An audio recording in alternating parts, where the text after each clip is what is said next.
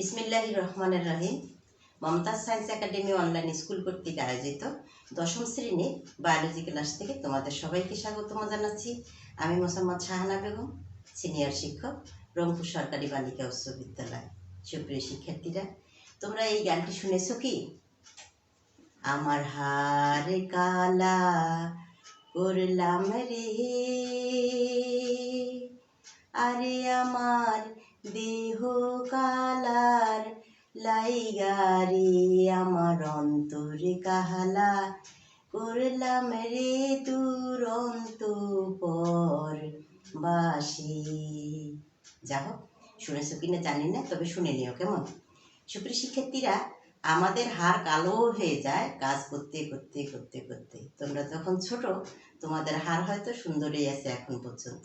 সুপ্রিয় শিক্ষার্থীরা, আমরা দৃঢ়তা প্রদান এবং চলন জানো যে গতদিন আমাদের যে ক্লাসটি নিয়েছিলাম দৃঢ়তা প্রদান এবং চলন অর্থাৎ কঙ্কাল নিয়ে আছি কেমন। তাহলে হচ্ছে যে আমরা দৃঢ়তা প্রদান ও চলন এই যে অধ্যায় আমাদের কি আছে 9 নম্বর অধ্যায় পার্ট 2-এ আছি কেমন। তো সুপ্রিয় শিক্ষার্থীরা, গতদিন আমি তোমাদেরকে বলেছিলাম যে আমাদের আসলে কি হাড় কতটা আছে বলো তো। মানব দেহে হাড় কতটা আছে?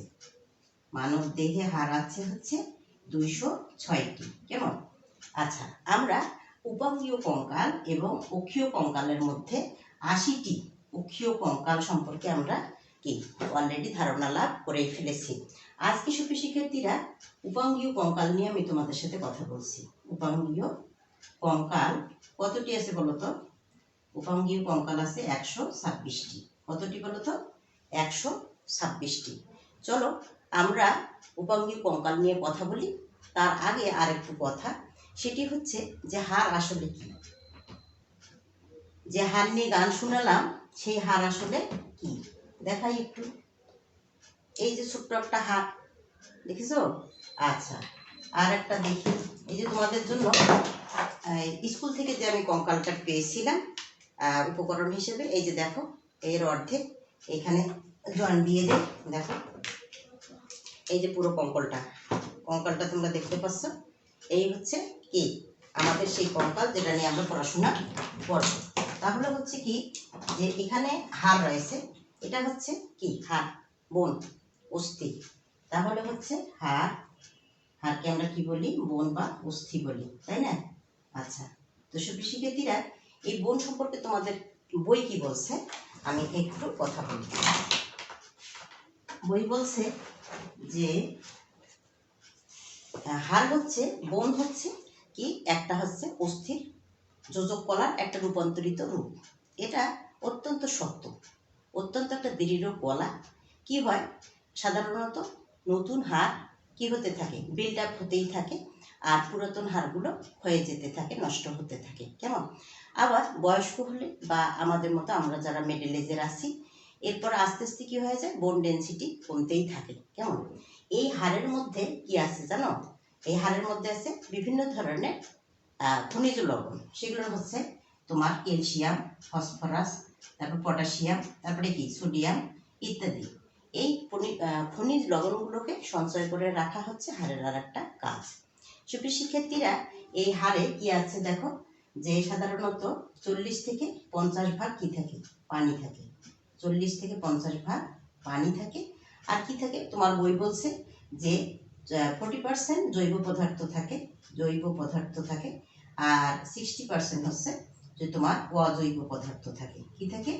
অজৈব পদার্থ থাকে। সুপ্রিয় শিক্ষার্থীরা, আমাদের মায়েরা বিশেষ করে গ্রাম অঞ্চলে বা শহর অঞ্চলের মায়েরাও জানে যে ছোট্ট বাচ্চাকে কি করতে হয়?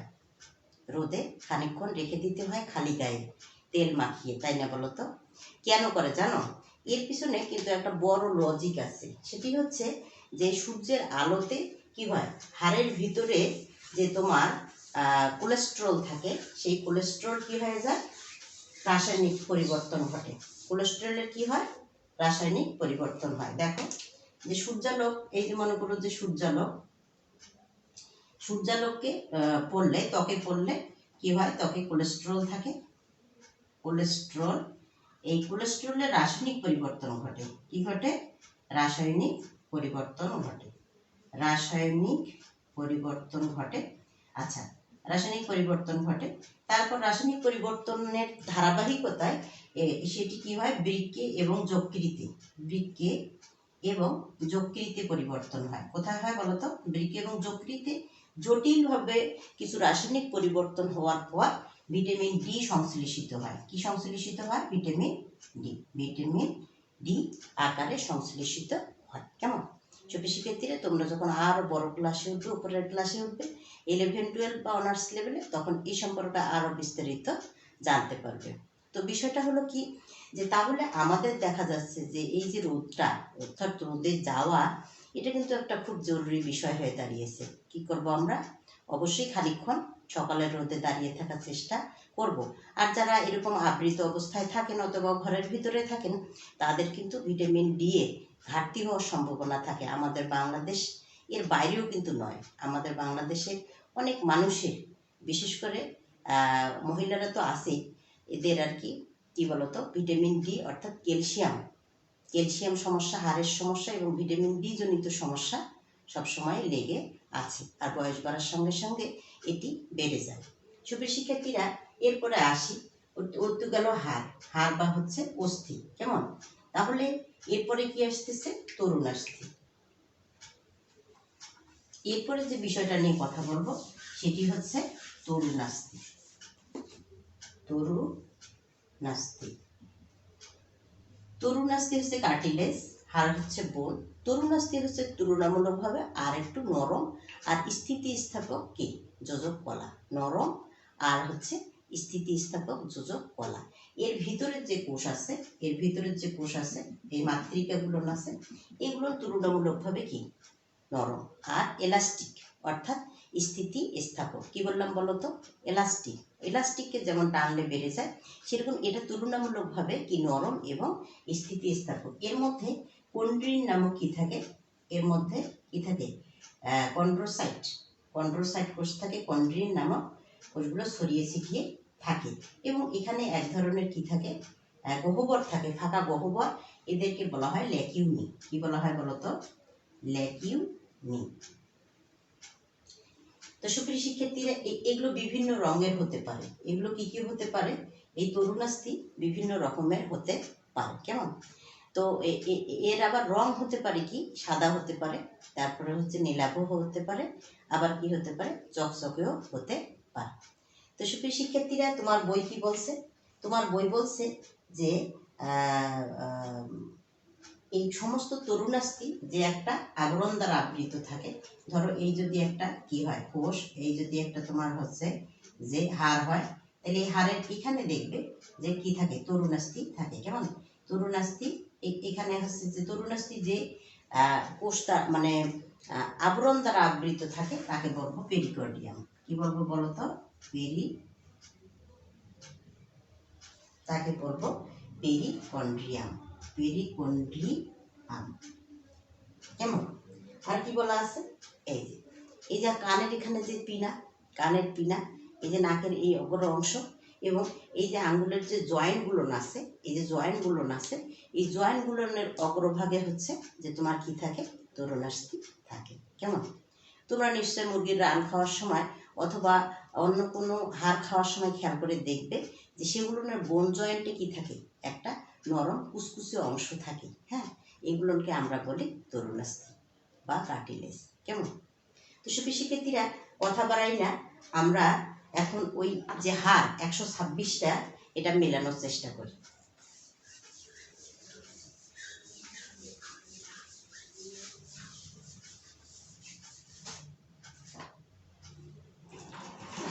উপাঙ্গীয় কঙ্কালে দেখো, এই হচ্ছে আমার কঙ্কাল, এখানে হচ্ছে হাত। খেয়াল করো সুপ্রিয় শিক্ষার্থীরা, খেয়াল করো, এটা হচ্ছে কি? হাত, অগ্রপদ। কেমন? দেখো, এটা হচ্ছে অগ্রপদের অস্থি। এটাকে কি বলে জানো? এটাকে বলে হিউমেরাস। এটাকে কি বলে? হিউমেরাস। হাতের এই জায়গার অস্থিটাকে বলা হয় হিউমেরাস। এই যে আমার এখানে যে অংশটা আছে, এই যেটা, এটা হচ্ছে যে আমার হিউমেরাস। নেক্সট, এখানে খেয়াল করে দেখবে যে এটা এটা যেটা বডির দিকে থাকে, এই যে দেখো, খেয়াল করে দেখো, বডির দিকে যেটা থাকে সেটা হচ্ছে আলনা, আর পাশেরটা হচ্ছে রেডিয়াস। বডির দিকের যে হাড়টি থাকে সেটি হচ্ছে আলনা, আর এই দিকেরটা হচ্ছে রেডিয়াস। কেমন? এরপরে আছে যে তাহলে হচ্ছে হিউমারাস, অগ্রপদের অস্থি পেলাম হিউমারাস, তারপরে রেডিও এবং কি রেডিয়াস এবং আলনা। কেমন? এরপরে কি দেখি, এরপরে সুপ্রিয় শিক্ষার্থীরা এখানে হাতের এই অংশটা দেখো তোমরা,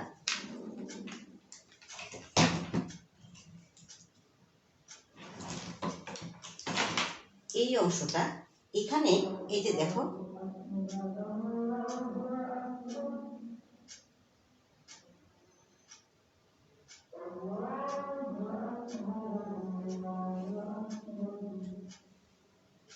আজান শুনে আমরা তারপর বাকি অংশটা করার চেষ্টা করব। কেমন?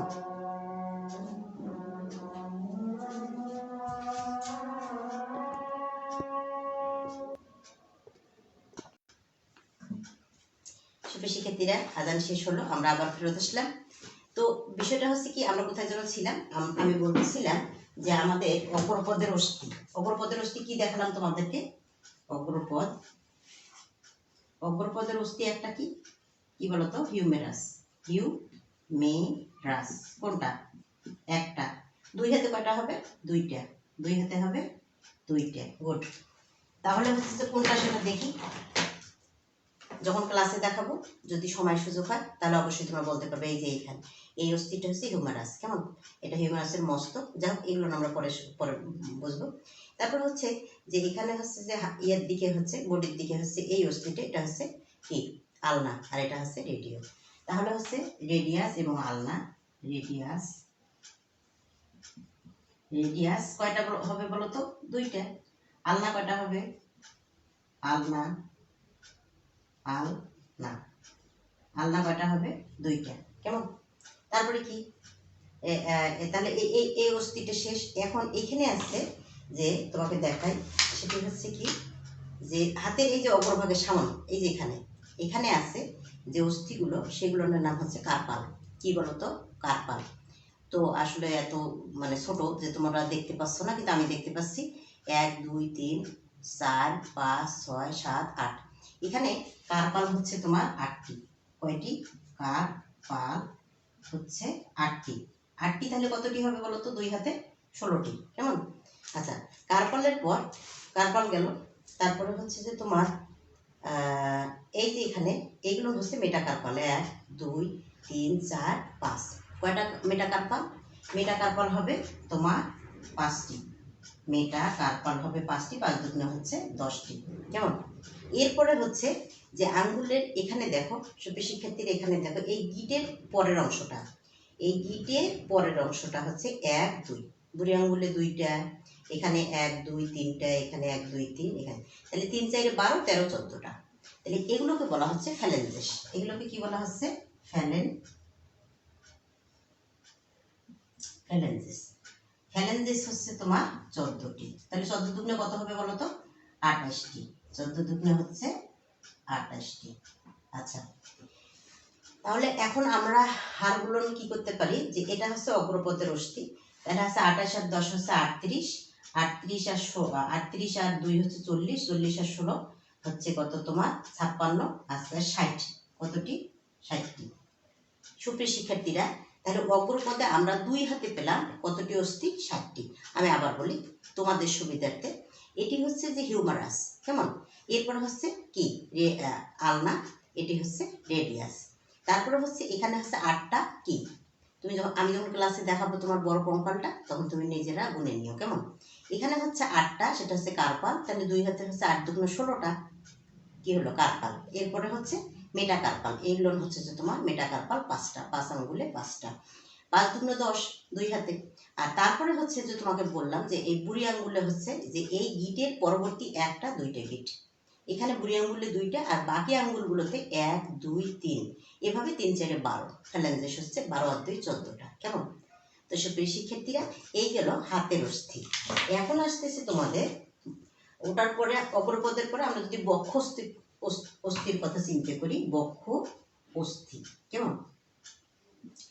বক্ষ অস্থির কথা যদি চিন্তা করি, এখানে বেশি নাই, দেখো এই যে এটা কি, এটাকে মেয়েদের বলে কি বিউটি বোন। এটা কি বলতো, এটা হচ্ছে বিউটি বোন। আর এই পাশে আছে দুইটা, তাহলে হচ্ছে এই হচ্ছে দুইটা তোমার ক্লাভিকল। ক্লাভিকল বেসিক্যালি ক্লাভিকল মেয়েদের বলে বিউটি বোন, যা হোক। তাহলে দুইটা, আর এখানে হচ্ছে স্কাপুলা হচ্ছে এই যে একটা বক্ষস্থি থেকে একটা দুইটা, কটা হলো বলো, চারটা। তাহলে বক্ষস্থি চক্র হচ্ছে চারটে। তাহলে 60 আর 4 হচ্ছে 64। অলরেডি আমরা 64টা অস্থি কি বলতো পেয়ে গেছি। আচ্ছা, তো সুপ্রিয় শিক্ষার্থী এটা রেখে দেই। এখন আসো এখানে,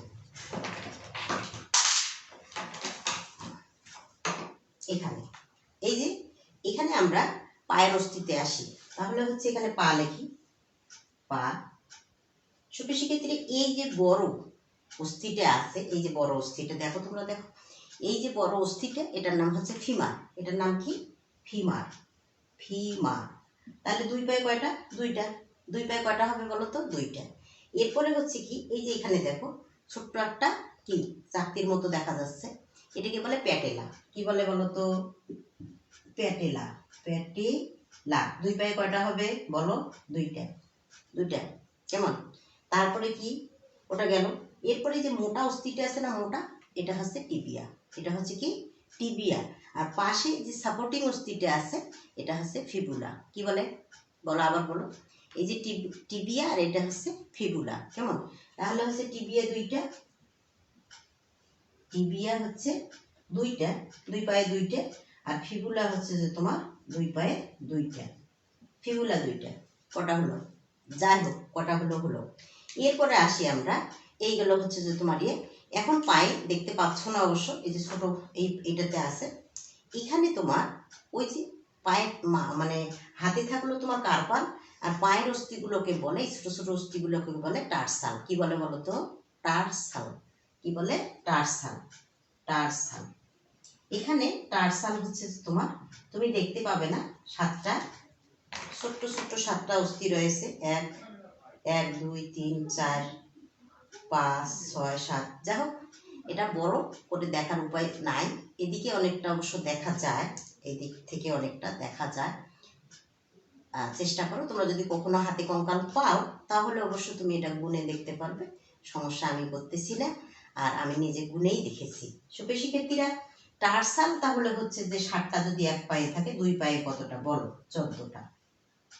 দুই পায়ে থাকে হচ্ছে 14টা টার্সাল। তারপরে মেটা টার্সাল, সঙ্গত কারণে 1 2 3 4 5, 5টা আঙ্গুলে 5টা কি থাকবে, এই যে তোমার টার্সালের পর হচ্ছে মেটা টার্সাল, 1 2 3 4 5। তাহলে আমরা লিখি মেটা টার্সাল হচ্ছে, মেটা টার্সাল হচ্ছে কতটা বলো তো, 5টা। দুই পায়ে হচ্ছে 10টা, কেমন? আচ্ছা সুপ্রিয় শিক্ষার্থীরা, এরপরে আসতেছে ফ্যালেঞ্জেস। আমি যে বললাম 1 2, তারপরে বাকিগুলোতে হচ্ছে কয়টা করে, 3টে করে, 1 2 3, 1 2 3, 1 2 3, 1 2 3, 14টা। এটা হচ্ছে ফ্যালেঞ্জেস হচ্ছে, এখানেও ফ্যালেঞ্জেস হচ্ছে কতটা, 14টা। তাহলে আমরা এখন হিসেবে আসি। 14 10 24, 14 14 28 10 কত হয়, 38 39 40 41 42 43 44 45 46 50। ঠিক আছে, দেখি কতটা হইল।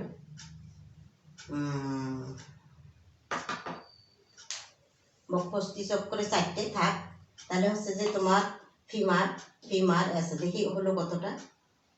টার্সাল, ফ্যালেঞ্জেস হচ্ছে, ফ্যালেঞ্জেস যদি সরি ফ্যালেঞ্জেস, টার্সাল, টার্সাল হচ্ছে 14টা, ফ্যালেঞ্জেস হচ্ছে 28টে, সরি 28টে, কেননা একটি পায়ে হচ্ছে 14টি, দুইটি পায়ে হচ্ছে 28টি। তাহলে এখন আমরা হিসেব মিলাই, সেটা হচ্ছে 28 আর 10 38, 38 আর 2 40 আর 14 54 55 56 57 58 59 60। এখানে হচ্ছে যে তোমার কতটি বলো তো, 60টি। আর বক্ষ অস্থি চক্রে তাহলে মোট আমি যোগ দিয়ে দেই, যে হাতে হচ্ছে যে তোমার, হাতে হচ্ছে 60টি, এই পায়ে হচ্ছে 60টি, 60 60 120। তারপরে হচ্ছে অগ্রপদে হচ্ছে কয়টি, সরি অগ্রপদ না, ওটা হচ্ছে বক্ষ অস্থি চক্রে হচ্ছে 4টি। 100 কত হলো বলো, 24টি। আমার দরকার 126টি, কেমন? তো সুপ্রিয় শিক্ষার্থীরা, এখানে আর একটা কথা,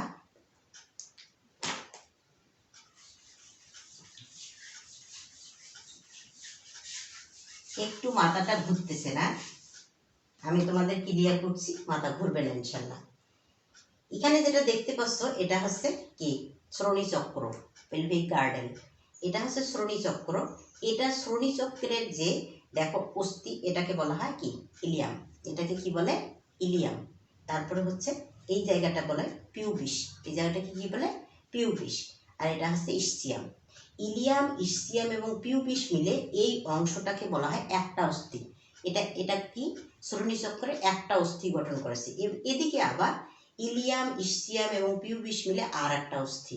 তাহলে শ্রোণী চক্রে দুইটা অস্থি, অনেকগুলো অংশ কিন্তু দুইটা অস্থি একত্রে মিলিত হয় শ্রোণী চক্র গঠন করেছে। তো সুপ্রিয় শিক্ষার্থীরা, আমরা বললাম যে অগ্রপদে দুই অগ্রপদে হচ্ছে 60টি অস্থি, পায়ে হচ্ছে তো তোমার 60টি অস্থি। তারপর শ্রোণী চক্রে হচ্ছে যে তোমার কটি বললাম, 2টি অস্থি। আর হচ্ছে তোমাদের বক্ষ অস্থি চক্র, এখানে হচ্ছে যে তোমার 4টি অস্থি, 60 120 আর 6 হচ্ছে 126। আজকে আমার এই 126টি মেলানোই কাজ ছিল। তো সুপ্রিয় শিক্ষার্থীরা, আমি ছোট্ট একটা কঙ্কালের ইয়ে নিয়ে কি বলে কাঠামো নিয়ে তোমাদের সাথে এতক্ষণ ধরে কথা বলছি। এগুলো হচ্ছে কি উপাঙ্গীয় কঙ্কাল, মানে উপাঙ্গগুলোতে আমাদের কতগুলো কঙ্কাল থাকে, মানে কতগুলো কঙ্কালের সমন্বয়ে আমাদের এই উপাঙ্গীয় কঙ্কালটি আর কি গঠিত, সেটি নিয়ে আমি এতক্ষণ ধরে কথা বলছিলাম। একটু কাজ, সেটি হচ্ছে যে অগ্রপদে 60টি, তারপর হচ্ছে যে তোমার পায়ে হচ্ছে কতটি 60টি, পায়ে 60টি, শ্রোণী চক্রে 2টি, আর বক্ষস্থি চক্রে কয়টি আছে, 4টি অস্থি আছে। আমি তোমাকে একটু প্রশ্ন করি, সেটি হচ্ছে যে হিউমারাস বলো তো কোথাকার অস্থি, কেউ বলতে পারবে? কেউ যেন বললো ম্যাম অগ্রপদের অস্থি। Very good, thank you ma'am. অগ্রপদের এই অস্থিটাকেই বলা হচ্ছে হিউমারাস। কেমন? আচ্ছা, তাহলে তাই যদি হয় তাহলে পায়ের এইখানকার অস্থিটা কি, পায়ের উপরের অংশের অস্থিটার নাম কি বলো তো, কি ফিমার। Very good. মেয়েরা বলো তো, যে এই যে এখানে যে বোনটা থাকে মেয়েদের, এটাকে কি বলে? ক্লাভিকল।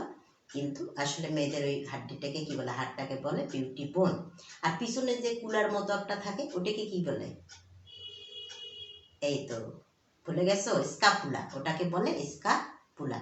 তো সুপ্রিয় শিক্ষার্থীরা, যখন তোমাদের সাথে আমার কি থাকবে, একদম সরাসরি ক্লাস থাকবে, সাক্ষাৎ ক্লাস থাকবে, রংপুর সরকারি বালিকা উচ্চ বিদ্যালয়ের জীববিজ্ঞান ল্যাবে যখন তোমাদের সাথে দেখা হবে আমার আবার, তখন নিশ্চয় আমি আবার এগুলো রিপিট করব, আর তোমাদের সব ধরনের প্রশ্নের উত্তর দিয়ে দেবো ইনশাল্লাহ। তো তোমাদের বাসার কাজ হিসেবে থাকলো যে মিলানো, যে অগ্রপদে কতটি, পশ্চাৎপদে কতটি, অর্থাৎ 206টি অস্থি শুধুমাত্র তোমরা মিলিয়ে রাখবে। আর কি, আর অস্থি এবং তরুণাস্থির মধ্যে কি আসলে পার্থক্য আছে কোনো? নিশ্চয়ই তুমি বুঝতে পেরেছো। এইটাই তোমাদের বাড়ির কাজ থাকলো, যে অস্থি তরুণাস্থির মধ্যে পার্থক্য, এবং সেই সাথে 206টি হাড় কোনটা কোন জায়গায় কতটি অস্থি আছে।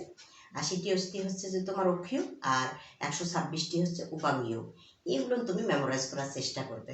থাকো মমতাজ অনলাইনের সঙ্গে, আর আমি তোমাদের সঙ্গেই আছি। সুস্থ থাকো, নিরাপদ থাকো, আর এখন ওমিক্রন ছড়িয়ে পড়েছে, কি করবে, স্বাস্থ্যবিধি মেনে চলবে। আল্লাহ হাফিজ।